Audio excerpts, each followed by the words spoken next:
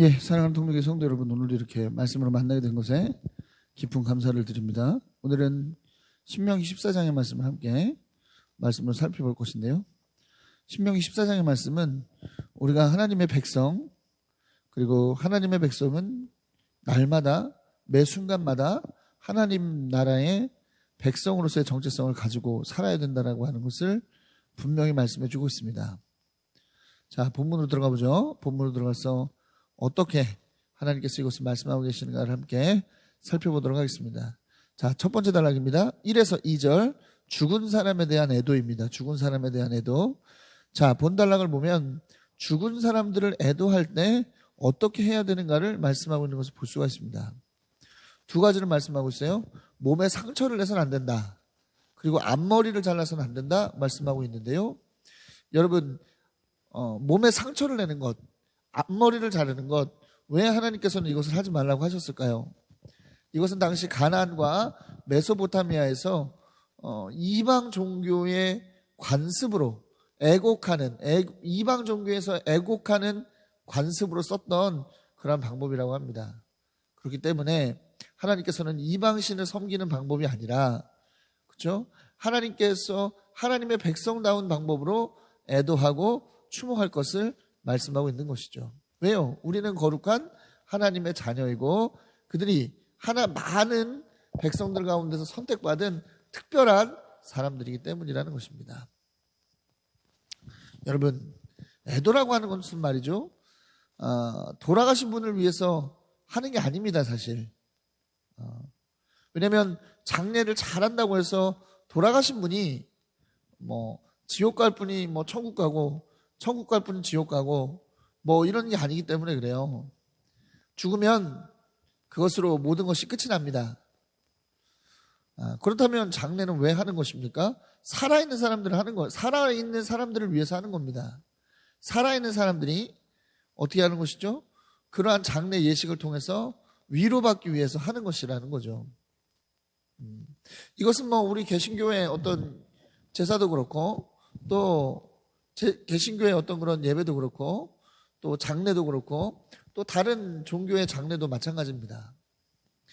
살아있는 사람을 위로하는 데에 목적이 더 큰 것이죠. 예. 그래서 다른 이방의 어떤 그런 장례의 풍속을 보면 자신들의 만족, 무언가를 사람들에게 보여줌으로써 얻는 자신들의 만족이 굉장히 중요한 부분들을 차지하는 것을 볼 수가 있어요. 그럼 예를 들어 볼까요? 유교식으로 장례하면 어떻게 합니까? 그 앞에 제사상을 놓는데 이 제사상을 정말 잘 차려놓는 것을 통해서 내가 정말 자식된 도리를 다 했다, 이런 자기 만족을 느끼고, 또 사람들에게 나는 이 정도로 나의 부모나 어떤 이 떠나가는 분을 위한 예우를 다 했다라고 하는 것을 보여주는 것이죠. 그리고 그것을 통해서 만족을 얻는 거예요. 예, 제가 어느 집사님 장례식을 간 적이 있습니다. 그 집사님 장례식이 원래 어떻게 하기로 되어 있었냐면, 그분이 돌아가시기 전에 세례를 받고 돌아가셨기 때문에 기독교장으로 하는 것으로 합의가 됐었어요. 그래서 그렇게 된 줄 알고 갔는데, 이 어떤 일이 있었습니까? 다른 형제들이 그걸 반대한 거예요. 아니, 우리랑 상의도 없이 왜 마음대로 장례식을 그렇게 할 수 있느냐. 이 형제간에 싸움이 났어요. 그래서 어떻게 했냐면, 기독교장으로 하는 것을 동의하지 않는 다른 형제들이 앞에다 제사상을 차렸습니다. 정말 제사상을 굉장히 큰 걸 차렸어요. 그래서 만족해 하는 거예요. 어머니가 아시는데 이 정도는 해야지, 이 정도는 해야지 이러면서 만족해 하는 거예요. 근데 여러분 생각해 보십시오. 돌아가신 분이 와서 먹습니까, 이 음식을? 돌아가신 분이 그 음식을 먹을 수 있어요? 불가능하죠. 그럴 수 없죠. 뭐다? 철저하게 자신의 만족을 위한 것이다라는 것을 알 수 있습니다. 보십시오. 몸에 상처를 내고 막 앞머리를 자르면서 뭐 하는 거예요? 내가 이만큼 떠나는 사람을 향한 마음을 갖고 있고, 그렇죠? 애도하는 마음을 갖고 있고, 잘 보내고 있다, 이런 것들을 보여주는 건데, 여러분 잘 보시면 알겠지만 정말 부모에게 최선을 다했던, 또 떠나가는 사람들에게 최선을 다했던 사람들은요, 장례식에 그렇게 수선을 피우지 않습니다. 조금 좀 못했다, 돌아가신 분한테 조금 좀 소홀했다 하는 사람들이 장례식에 와서 요란을 부리는 경우가 많아요. 그렇기 때문에 여러분, 장래에 대한 새로운 생각을 가져야 되겠죠. 그렇습니다. 하나님의 자녀답게 하나님께서 정하신 방법대로 보내면 되는 거예요. 보내면 되는 겁니다. 어떤 허례허식이나 어떤 그런 자신의 어떤 그런 남에게 보이기 위한 허례허식, 또 남에게 보이기 위한 감정 표현은 굳이 할 필요가 없다는 것을 우리는 알아야만 하겠습니다. 또 이거 뭐예요? 이것도 뭡니까? 하나님께서 이러한 것에서까지 뭐다? 이방에 물들지 않기를 바라시는 하나님의 마음을 또 엿볼 수가 있습니다. 정체성을 지키라는 것이죠. 자, 다음 단락입니다. 3에서 21절, 거룩 또는 부정입니다. 거룩 또는 부정. 자, 이러한 하나님의 어떤 그런 마음은 우리의 삶의 깊숙한 영역까지도 깊은 영역까지도 영향을 주죠. 자, 먹는 것에 대한 이야기가 나왔어요. 부정한 것을 먹으면 안 되고 정한 것만 먹어야 한다는 것이죠. 그러면서 짐승, 물고기, 새, 곤충에 이르기까지 먹어야 되는 것과 먹으면 안 되는 것에 대한 이야기를 하고 있습니다. 짐승은 어떻게? 굽이 갈라지고 쪽발이 지고 또 새김질도 하는 모든 짐승을 먹어야 됐어요. 두 가지 중에 하나라도 만족을 시키지 못하면 그 동물은 먹을 수 없는 것이었습니다.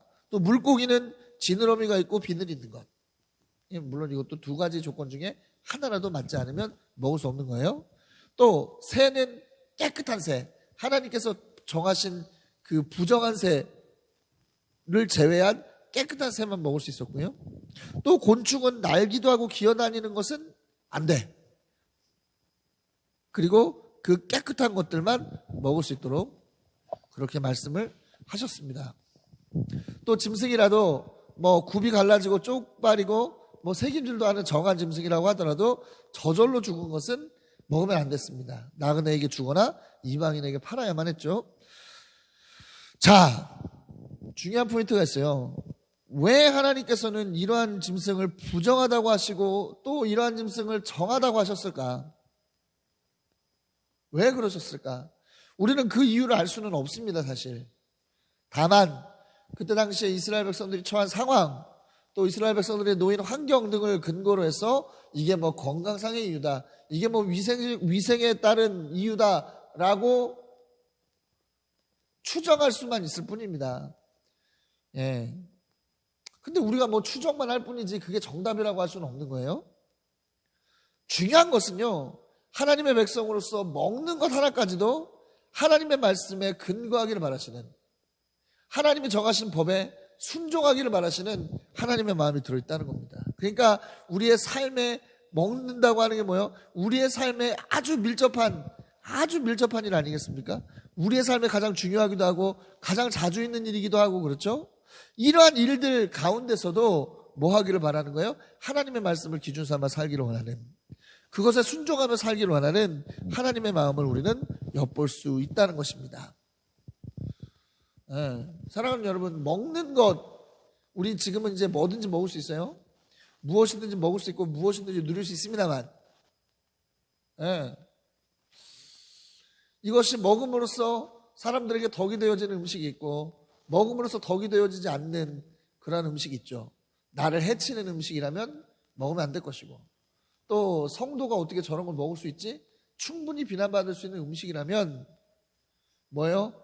우리의 양심 때문이 아니라 우리를 바라보는 다른 사람들의 양심을 위해서라도 먹지 말아야겠죠. 먹는 것 속에서도 우리는 뭐 해야 됩니까? 하나님의 어떤 그런 뜻, 하나님의 어떤 그런 말씀, 하나님의 기준을 생각하는 사람들이 되어야 된다는 것입니다. 바라기는 이러한 철저한 마음을 품으시는 여러분들 되시기를 그리스도의 이름으로 강력히 축원합니다.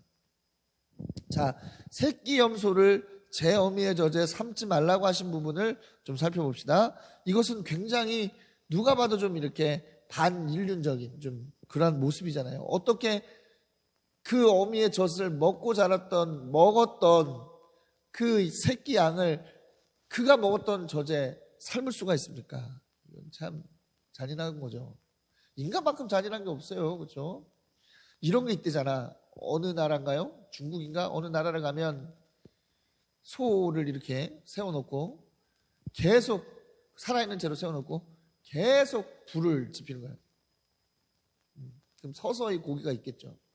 그럼 그걸 잘라 먹는 거야. 이런 음식도 있대잖아. 얼마나 잔인합니까? 얼마나 잔인해요. 이러한 짓들, 정말 하나님을 떠난 인간이 할 수 있는 최악의 그런 행동들 경계하고 또 경계할 것을 말씀하고 있는 겁니다. 왜? 우리는 하나님의 백성이니까.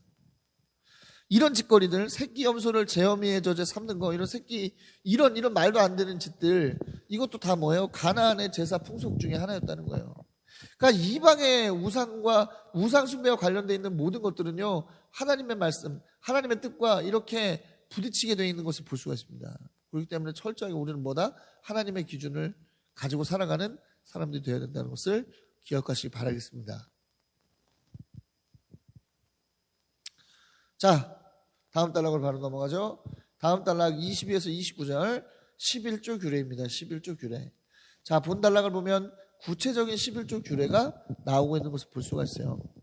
11조 간단하죠. 해마다 밭에서 거둔 소출 중 10분의 1을 하나님께 드리는 거예요. 10분의 1을 하나님께 드린다. 여러분, 왜 10분의 1을 하나님 앞에 드리죠? 모든 것이 하나님께로부터 왔음을 인정하는 행동이에요. 그러니까 내가 얻은 소득의 뭐다? 주인이 누구시다? 하나님이시라는 것을 인정하는 행동이라는 것이죠. 그래서 11조를 하라는 것입니다. 이것은 하나님께서 우리에게 주심에 대한 감사를 표현하는 의미도 있지만 더 핵심은 하나님의 주인 되심을 인정하는 그런 행동이라는 거예요. 그런데 보니까요, 11조를 드리는 이 과정이 굉장히 이스라엘 백성들 안에 큰 축제의 현장인 것을 알 수가 있습니다. 왜 처음 난 소나 양의 새끼를 함께 가지고 와서, 그죠? 하나님의 택하신 성전에서 가족들과 함께 모여서 그것들을 나누며 먹는 일들을 하는 거 아닙니까? 근데 여기서 헷갈리지 말아야 될 것은 11조를 갖고 온 걸 먹는 게 아닙니다. 자, 처음 난 소 양의 새끼를 갖고 와서 하나님 앞에 제사를 드리잖아요. 그것을 먹는 거예요. 그것을. 헷갈리면 안 됩니다. 11조까지 먹는다 이거 아니에요. 11조를 하나님 앞에 드린 것은 누구의 몫이에요? 제사장과 레위인의 몫입니다. 그들의 생계를 위해서 드리는 거예요. 그러니까 11조를 갖고 와서 먹는다라고 생각하면 절대 안 됩니다. 그러나 처음 난 소 양의 새끼를 함께 먹는 것이죠. 그리고 보면 신명기 12장 6에서 8절을 보면 서원제나 낙헌제의 예물도 함께 갖고 가요. 그것은 뭡니까? 하나님 앞에 드리고 함께 나누어 먹는 그러한 의미가 깔려져 있습니다. 그러니까 뭐다? 이러한 부분들이 하나님 앞에 드리는 현장이, 하나님의 주인 되심을 인정하는 현장이, 그렇죠? 너무 막 이렇게 아깝고 인색하고 이런 현장이 아니라 어떤 현장이에요? 하나님 앞에서 벌어지는 축제의 현장이 될 수 있는 것이죠. 여러분, 하나님 앞에 드릴 때는 어떻게 하라? 아까워하지 말고 인색하게 드리지 말고 어떻게 하라? 기뻐하는 마음으로 기꺼이 드리라고 말씀하고 있지 않습니까? 이러한 전형을 보여주고 있는 것이죠. 이렇게 하나님 앞에 철저하게 드림의 삶을 살 때 뭐다? 우리는 하나님을 두려워하는 것을 배우게 되고 또 하나님의 백성으로서 온전한 삶을 살아가는 그러한 비결을 배울 수 있게 된다는 것을 우리는 알아야만 하겠습니다. 자, 하나님께서 하나의 배려의 모습을 보여주시죠. 하나님께서 택하신 성전이 너무 멀리 있으면 어떻게 하라? 그래서 그것을 가지고 가기 어려우면 돈으로 바꿔서 그 돈으로 하나님께서 택하신 곳으로 가서 마음에 드는 것을 사라 말하고 있습니다. 소나 양이나 포도주나 독한 술이든지 먹고 싶은 것을 사서 하나님 앞에 온 가족과 함께 먹으며 즐거워하라 말씀합니다. 이것은 어떻게 보면 인간을 향한 하나님의 배려죠. 그러나 이것도 마찬가지 하나님 앞에 드려야 될 것은 드리고 난 뒤에 먹는 거예요. 그냥 먹는 게 아니라 하나님 앞에 드릴 것은 드리고 난 뒤에 먹는 거야. 이러한 전통은 예수님의 시대에까지 이어집니다. 그래서 마태복음 21장 12에서 13절, 요한복음 2장 13에서 16절 말씀 보면 예수님의 시대에까지 이어지는 것을 볼 수가 있어요. 그래서 장사하는 자들의 상을 둘러엎으시는 예수님의 모습을 우리가 볼 수 있잖아요. 그 성전에서 장사하고 매매하던 사람들이 바로 이러한 사람들, 이 환전해주고 이러한 일들을 했던 사람들이 바로 이러한 규례를 통해서 기생하던 사람들입니다.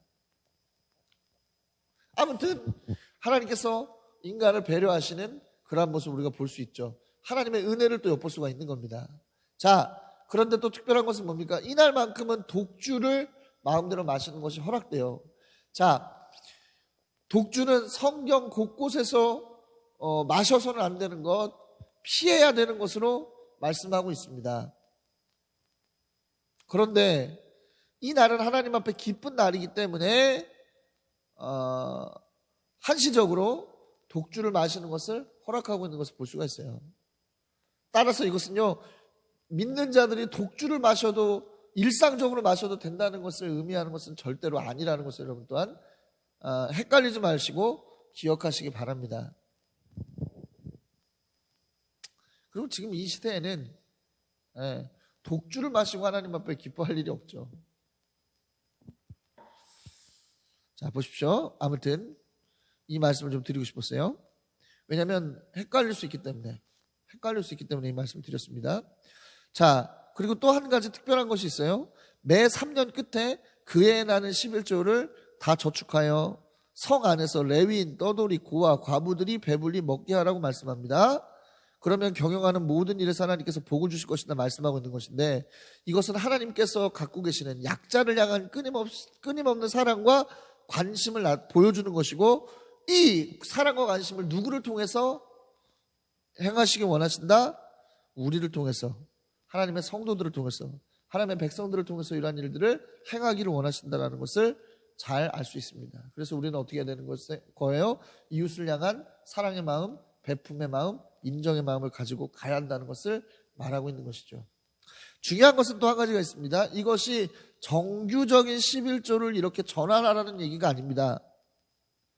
이것은 뭐냐면 정규적인 11조 외에 11조를 따로 모아서 그렇게 하라는 것이죠. 이중부담이긴 한데요. 여러분 그걸 아셔야 되는 게, 여러분 하나님께서 이러한 삶을 살아가는 사람들에게는 더하고도 남음이 있는 은혜를 주시는 겁니다. 하나님의 말씀이니까 내가 이번에는 10분의 1이 아니라 10분의 1을 하나님 앞에 드려야 되는 때지. 이거 드리면 내가 뭐가 남나. 이거저거 떼고 나면 남는 게 없는데 어떡하지? 이런 사람들이 아니라 어떻게? 하나님의 말씀이니까 내가 좀 부담이 되더라도 하나님의 말씀이기 때문에 온전히 내가 지켜야 되겠다 생각하는 사람들, 그러한 사람들이 뭐예요? 하나님께서는 손해보게 하시는 하나님이 아니라 반드시 그 손해를 갚아주시는, 채워주시는 하나님이시고, 그것을 뛰어넘는 은혜로 부어주시는 하나님이라는 거죠. 그런 하나님을 신뢰할 때 우리는 이러한 일들을 할 수 있는 것입니다. 그리고 우리의 이러한 믿음을 통해서 수많은 이 시대의 약자들이 어떻게 됩니까? 하나님의 은혜를 경험할 수 있는 그러한 길이 열리게 된다는 것을 여러분 기억하시기 바라겠습니다. 사랑하는 여러분, 하나님은 보이지 않습니다. 그렇기 때문에 하나님 앞에 무언가를 드리고 하나님 앞에서 무언가 하나님의 분명한 정체성을 갖는다는 거 어려워요.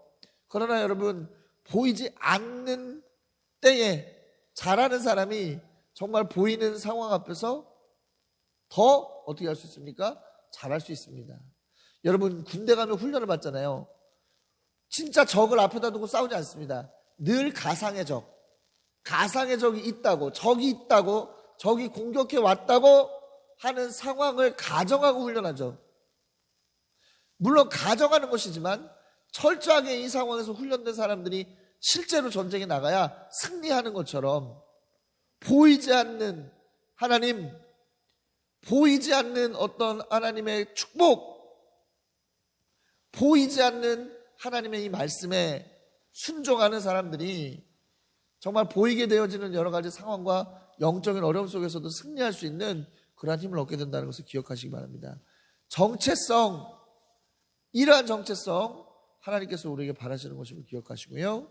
늘 하나님 앞에 승리하시는, 하나님께 주시는 은혜로 승리하시는 여러분들 되시기를 그리스도 이름으로 강력히 축원합니다.